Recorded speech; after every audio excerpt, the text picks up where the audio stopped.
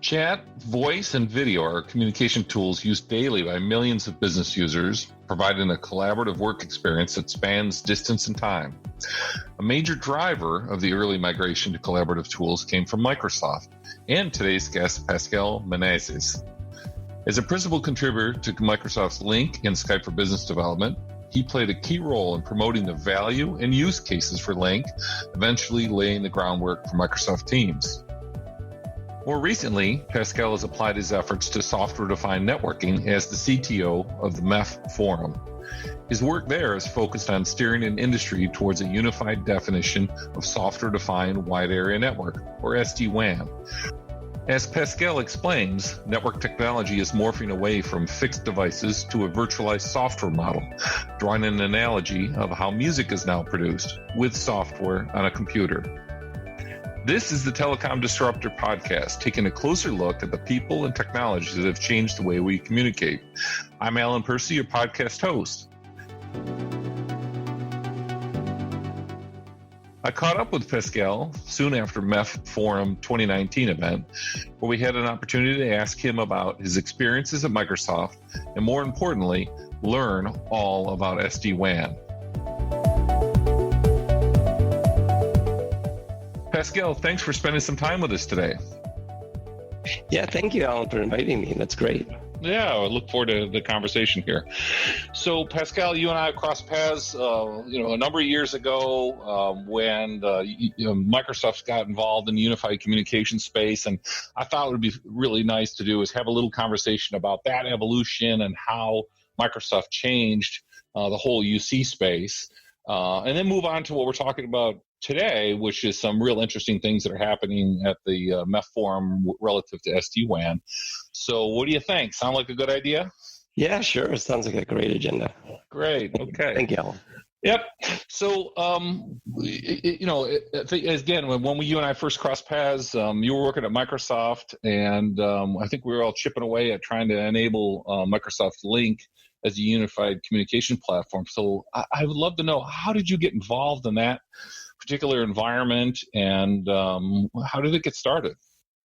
Well, I was, at Microsoft for almost a decade, and I started in the Windows group, obviously, but went over to the Lync group. I don't remember exactly the date, but sometime over my period of my career, went to the, at that time called the Unified Communication Group, was called Lync, and very up-and-coming space, huge traction.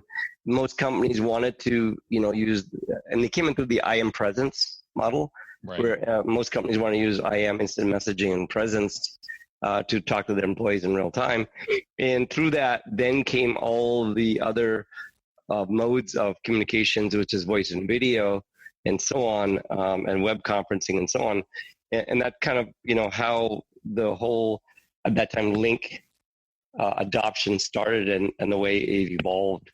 And so it was a really great journey. And so it started with the need for really instant messaging and presence, and then the unification of voice, video, web conferencing around all of that is where, the UC market then grew to. So. Right.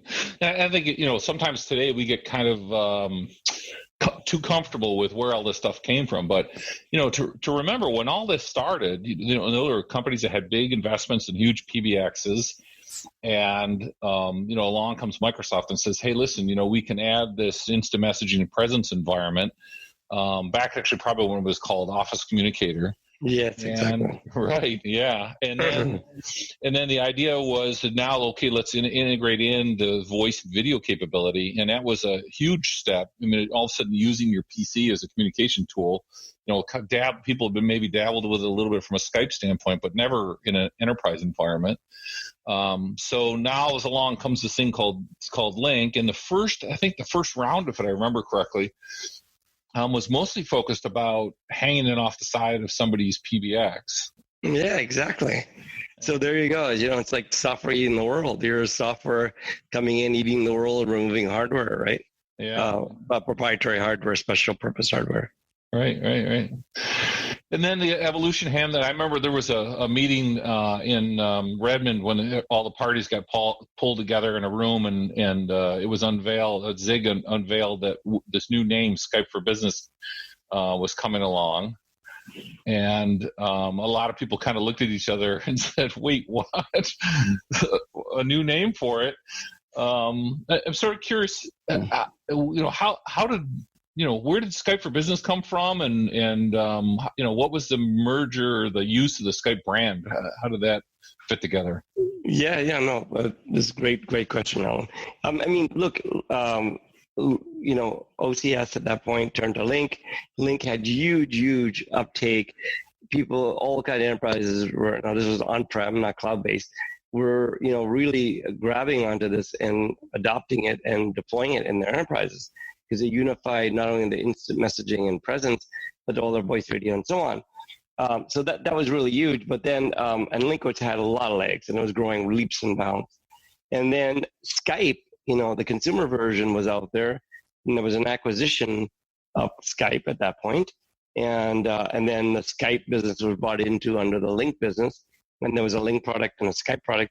And I think at that point, from a branding level, it made sense to call it just Skype and Skype for Business, and unify the kind of two teams together into one development team, and into two different brands, all under the kind of Skype branding, which had huge branding globally.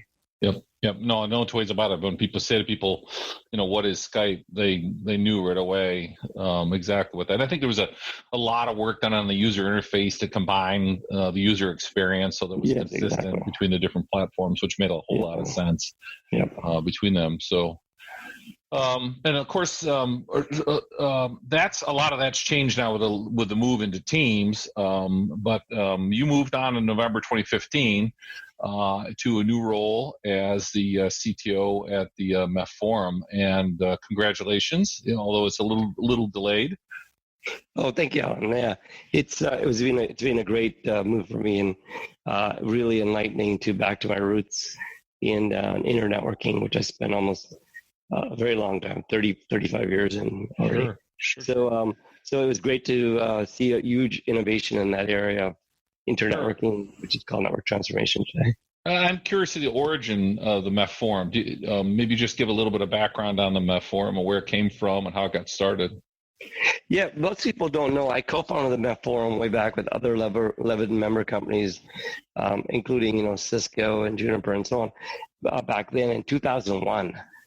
And it was really, at that time, the ability to take Ethernet LAN and bring it out of the wide area network. Now, that was, in 2001, was considered blasphemy, because it was very SONET SDH focused and ATM focused. Anything beyond that could not handle anything of real-time medias or anything in real-time nature, because Ethernet was just not designed that way. So the whole goal of the forum at that time was just to bring Ethernet to the metro. So it was called, that's where MEF started from, called Metro Ethernet Forum. We changed our name recently to just MEF Forum, because we're just not doing Metro Ethernet.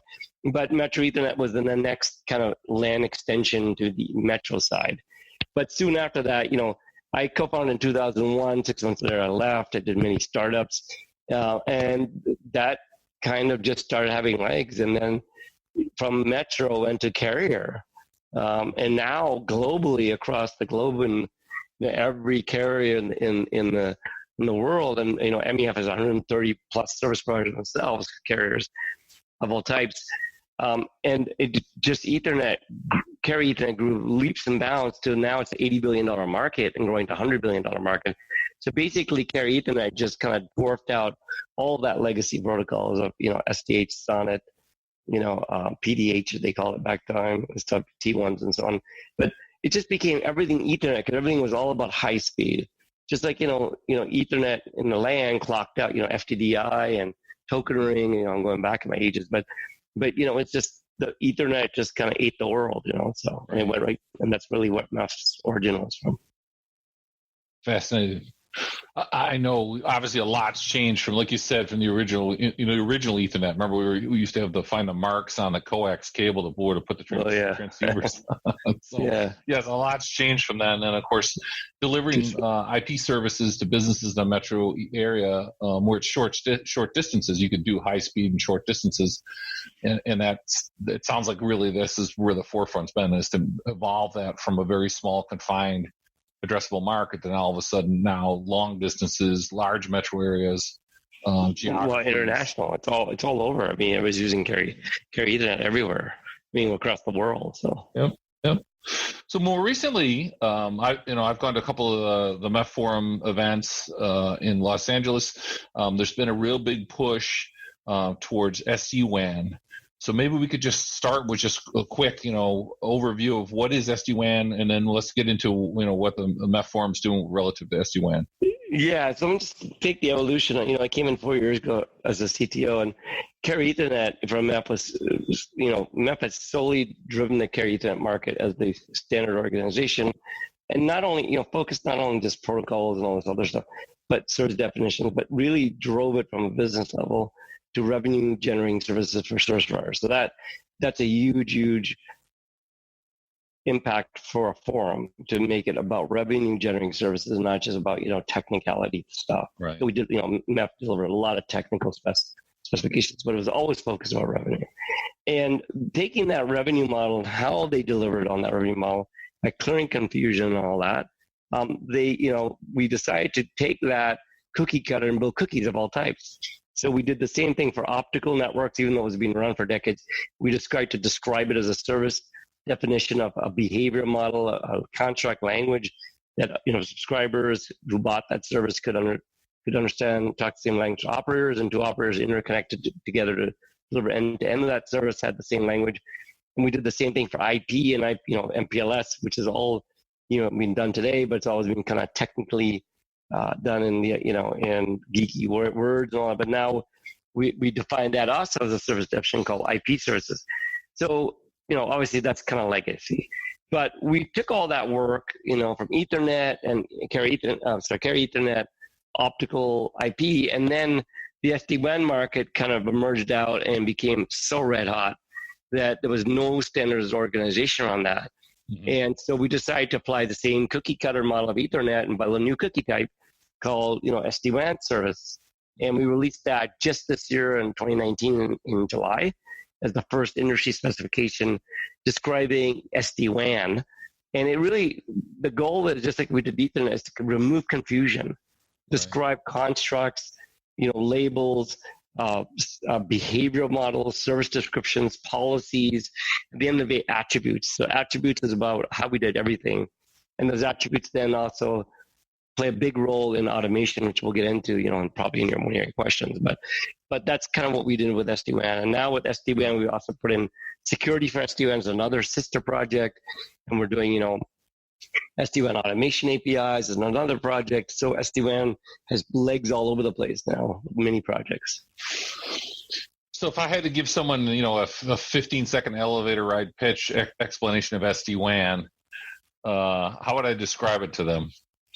It's really the ability to have centralized policy and control for an enterprise, regardless of where the branches are, and to be able to control that and get visibility from an application level, not a network level, but an application level.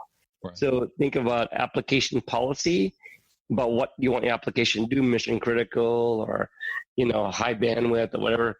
And then basically get the control to say, I want this application to have this kind of characteristic, performance, objective, and then basically allow the SD-WAN system to automatically do that and make that objective, and then give visibility to how well that application is behaving on that SD-WAN network, where that's always been a challenge for most enterprises to get that visibility and to have control on application granularity, not just network granularity. That's really where, to me, SD-WAN started from. And I think one of the things of all the sessions I've sat through that explain SD-WAN and what's happening with it, that to me was easiest to comprehend was that as more and more applications are going to the cloud, now what happens as an enterprise is the traffic used to be from a branch office, that 100% of the traffic from the branch would go to the core of the enterprise network, because that's where all the servers were. They were all in the server cloud. The server room. And now all of a sudden these branches need to get to services that are out on the internet. So they might need to get to time time HR systems, or they might need to get to payroll services, or they need to get to, and these things are all external, right? They're all out on the internet. So if instead of sending all that traffic to the core of the network and then go off to the internet, instead now at the branch office, the SD-WAN has the smarts now to say, oh, this traffic, this is going to the HR system, which is out on the internet. So I'll just send it off to the internet from the branch instead of shifting it all the way to the core. So is it? Yeah. Am I on the right track there? Yeah. No, it's a great. We call it the use case, right? It's basically saying, as IT moved to the cloud, there and to SaaS services, and some IS implementations and PaaS services, the branch had to access things that were in the clouds and things that were site branch to branch, like unified communications, and then also branch to data center, their own data center of the enterprise, private data centers. Right. And so it moved from just site to site to site to private data centers to now add in clouds of all types. Right. And now the misconception is that get to clouds, you always use the internet. Well, that is true for things that are workloads that are non-mission critical, that can use the internet and are not time sensitive. However, for like line of business applications that are living in an IaaS infrastructure in a public cloud, or mission critical kinds of performance kind of sensitive kind of applications like unified communication like voice video, they do still need to use a managed network like MPLS or carry Ethernet, and not just use the internet. So what we call that is a hybrid deployment. So what you get now is at the edge, at the branch, the SD-WAN edge function is what we call it in the spec. Runs the classification, looks at the application type, and says, okay, do I peel this application off to the internet because it's designed to go there, a policy, or does this application belong on this kind of managed network, MPLS carry Ethernet, that is much more delivering on performance guarantees on the underlay itself? It's highly reliable, highly secure, and so on, unlike the internet. So that's become the bigger use case. And then the other use case is smaller branches that don't need that high mission critical capabilities on MPLS carry Ethernet for some applications, and maybe can do for smaller offices. They just use multiple internet loops, or broadband loops, or DIA loops, and that's another use case. So we call that just pure internet model, where there's two internet loops, and they traffic steer to get redundancy and availability.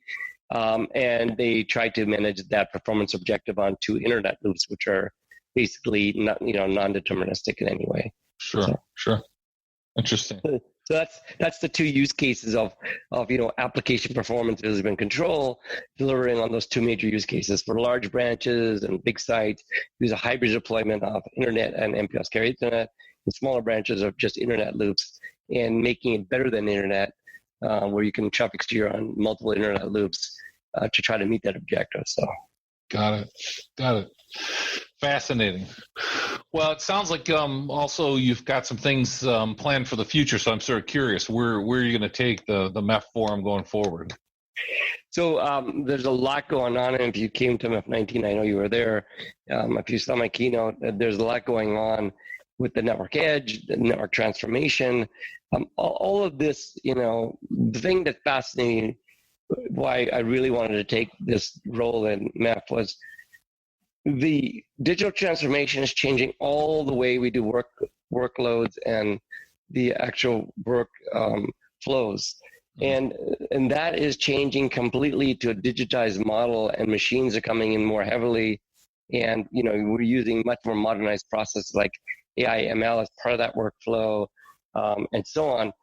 And one of the things that really fascinated me was that during that digital transformation that's happening now, everything's digitizing and being automated. The network has to transform. It has to be highly agile, highly reliable, assured, secured. Low latencies become a big thing. And all of that is meaning a whole new build out of networks as we know it.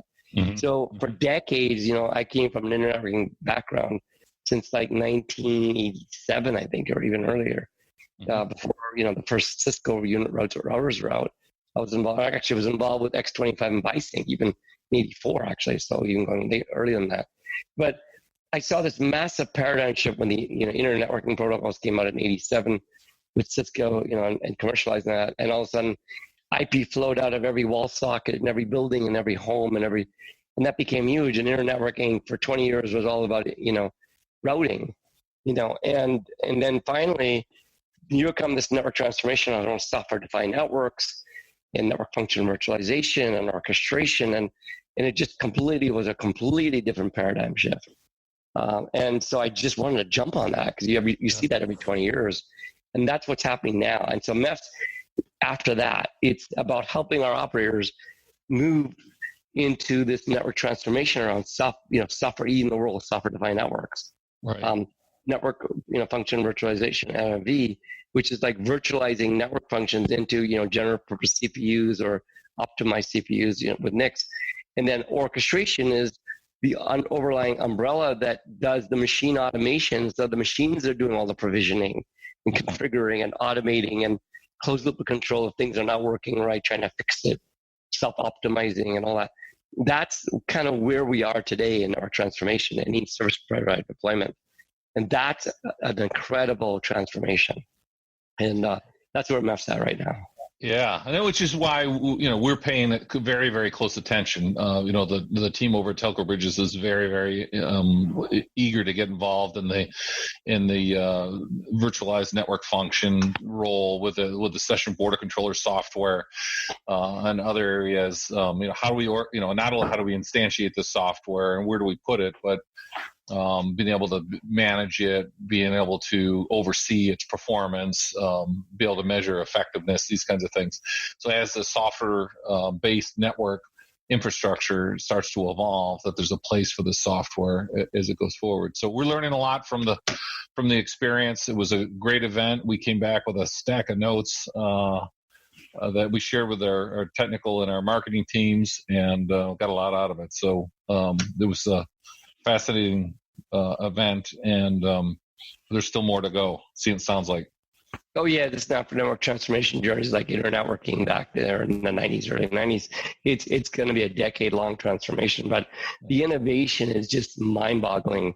Like you said, I mean, the idea that CPEs now have moved to universal CPEs using white boxes, and now you can put all kinds of virtualized functions in there, and then service function chain them into any way you want them, is really innovative and amazing because it's highly agile and can be done centrally. And you don't have boxes and boxes of things connecting physically anymore, right. All done in software. And this is, your session border controllers are part of that as far as UCs. And you can just add on, WAN optimizers and all of SD-WAN, functions and security functions of all types. And you just service function chain them. Now, ironically, this has been done. I'm a musician for like almost 40 plus years.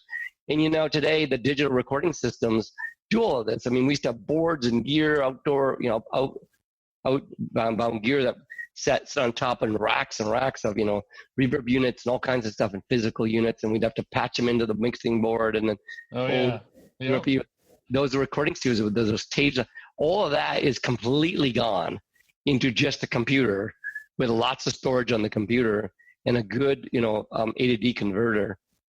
And now you have all of that real estate and all those functions all virtualized in software. And so, the music industry did that, decades ago, and now we're seeing the network industry doing the same thing. So for me, it's a natural part of my thinking that, wow, in the music industry, we've done that a decade plus ago, and now the network industry is doing that. And obviously networking is much more stringent on, requirements of packet loss, jitter, and delay. And so we, on music, same thing. If it's too much delay, it'll affect, the synchronization of the music parts. The same thing with network packets. If you want to virtualize functions like routing and firewalling and all that, you got to make sure the performance is there. So, if you're using general purpose CPU, that can be very challenging. So now we're seeing, NIC offloads where, the CPUs offload the NICs and the NICs are getting more intelligent. We have optimization like DPDK and FIDO to streamline through the pipeline to the from the CPU to the NIC and optimizing more down the NIC areas like I talked about. And then now we're also seeing, programmable gateways or FPGAs, right? Yep. And now we're also seeing P4 programming coming out, where that will also program the actual these new chipsets coming out that can kind of classify in any kind of area of the packet, and you have P4 programming language instruction sets of how to do that. So we have huge innovation on the data plane aspect to make this VNF or these NFV environment virtual functions highly data plane optimized, so they have very, very low latency passing through that, which is very important, unlike general purpose CPUs. So. It's there's very exciting, and there's lots to do. That's for sure. Well, Pascal, I want to thank you for spending some time with us. A couple things that I just want to share with folks. They can follow along what you're doing at mef.net. And I'll put a couple of links in the text description on the podcast that would help people find. Hopefully your keynote is video. Your keynote, I believe, is going to be posted online, if not already, pretty soon. Yeah. And they can pick up from there, and we can keep making this all happen.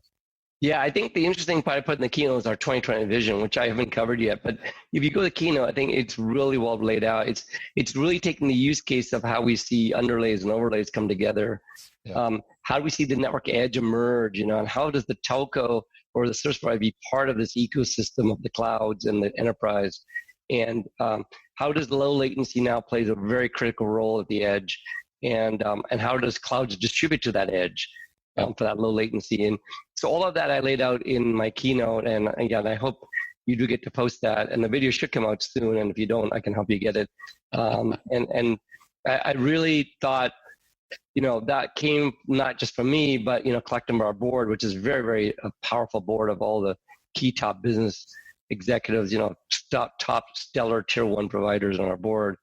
We all brainstormed, looked at, where the market's going and where we need to intersect that and help our members, providers be plugged in the ecosystem to deliver the subscriber an end-to-end frictionless experience, from device to cloud, and including the service provider ecosystem and network edge. So all of that's kind of laid out, and I think it's a very exciting time. I am super passionate, and I almost feel like the same way I felt in the 90s. It's so much fun that I just cannot believe that we finally are doing some innovation in networking. For 20 plus years, it was nothing. And now finally we have incredible innovation coming in networking. So I can attest to your eagerness and excitement, having spent some time with you at the forum meeting, and also can hear it in your voice. So it's going to be exciting. So I look forward to it. Yeah, thank you, Alan. Thank you for the time, and I really appreciate this podcast.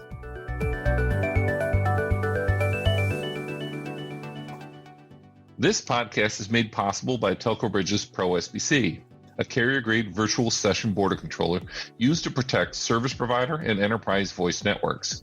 You can learn more at prosbc.com.